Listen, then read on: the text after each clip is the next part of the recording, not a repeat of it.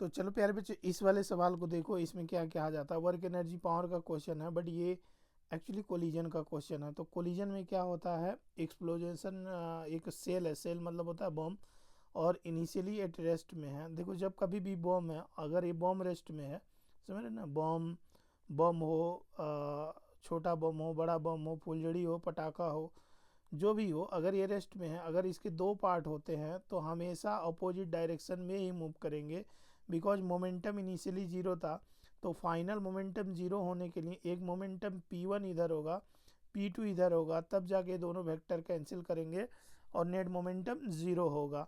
चाहे अगर एक पार्ट इधर गया तो दूसरे पार्ट को इधर ही जाना पड़ेगा। तो ये बात आपको समझ में आता होगा, लेकिन यहाँ दो नहीं हुआ है, ये यहाँ तीन पार्ट में हुआ है।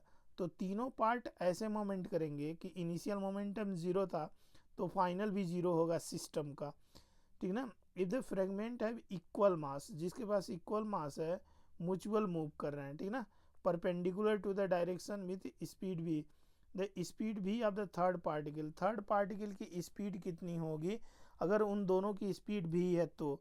अब देखो मैं एक काम करता हूँ, ये जो मास है m, इसको मैं, मास का रेशियो 2:1 है, मतलब दूसरा 2 kg का है, तो पहला 2 kg का, दूसरा भी 2 kg का है, तीसरा 1 kg का है, 2:1 रेशियो ये है, समझ रहे हो। तो अगर दो इक्वल मास, मतलब अगर यहाँ बॉम्ब रेस्ट है तो ये एक जो m वाला है, 2m वाला है, वो इधर जा रहा है तो इसका मोमेंटम 2mv हुआ, और दूसरा वाला का मास 2m है, वो ऊपर जा रहा है तो इसका भी मोमेंटम 2mv हुआ। बात आ रहा समझ में। तो ये यहाँ पे थोड़ा सा मैं यहाँ पे इसकी मोमेंटम जो है, ये यहाँ पर ये मास जो है 2m है, तो मैं सही कर देता हूँ थोड़ा सा। तो इसका मोमेंटम बनेगा ये 2mv, इसका मास 2m है और इसका भी मास 2m है, तो इसका मोमेंटम 2mv बनेगा, ठीक ना, डन। तो ये इसका मोमेंटम कितना बनेगा 2mv, इसका भी मोमेंटम 2mv, क्योंकि इसका स्पीड भी दिया हुआ है, मास इसका 2m है। अब देखो नेट मोमेंटम एक दूसरे से 90 डिग्री पे, तो 90 डिग्री पे रिजल्टेंट इधर आएगा, इन दोनों का रिजल्टेंट, मतलब इसका और इसका, इन दोनों का रिजल्टेंट यहाँ से 45 डिग्री पे जाएगा। क्यों 45 डिग्री पे जाएगा, क्योंकि ये दोनों बराबर है, ठीक ना।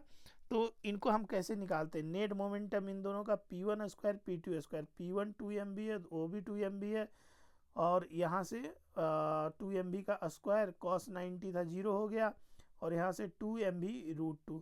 तो ये जो 2mv√2 है वो इन दोनों की मोमेंटम है। तो तीसरे वाले को इस मोमेंटम के अपोजिट जाना पड़ेगा, इधर जाना पड़ेगा, तभी जाके ये वाला मोमेंटम और ये वाला मोमेंटम कैंसिल होगा और नेट मोमेंटम ज़ीरो आएगा।